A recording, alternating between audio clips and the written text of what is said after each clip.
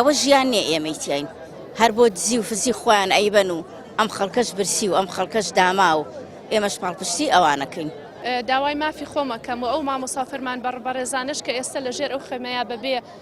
خواردن و لەو سەرمایە ماونەتەوە داوای مافی ئێماکەن واژبی سەرشانمانە بێ هەمومان پشتگیریان بکەین مادەم ناتوانین وەکو ئەوانمان لە خواردن بگرین ئەبێ هیچ نەبێت تەنها بە سەردان و مانەوە لەگەڵیان و پشتگیریکردنیان بە تەشجیعکردن بێ بە کۆبوونەوە بێ بە ڕێپێوان بێ بە هەموو شێوەیەکە بێ لەگەڵیان بین.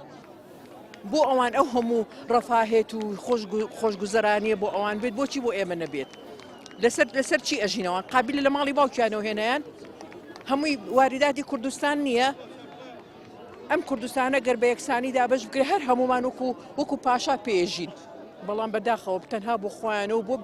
دەست و دایرەکە و بەردەستەکانیان بوونە ئەم ناڕەزایەتیە چەنەها ساڵە هەیە بەرهەمێکی خۆڕستکانی مامۆستایانە مامۆستایانیش تەنها توێژن هەستەکەم یعنی لە معاناتی گەلەکەمان تێگەن بە تایبەتی موچەخۆران و بوون بە پێشنگێک یعنی ئەمە ناگەیەنێ کە ئایا ئەمە سیاسی بێ یا دەستێکی حیزبی لە پشت بێ نەخێر هەمووی خۆڕستکانەیە و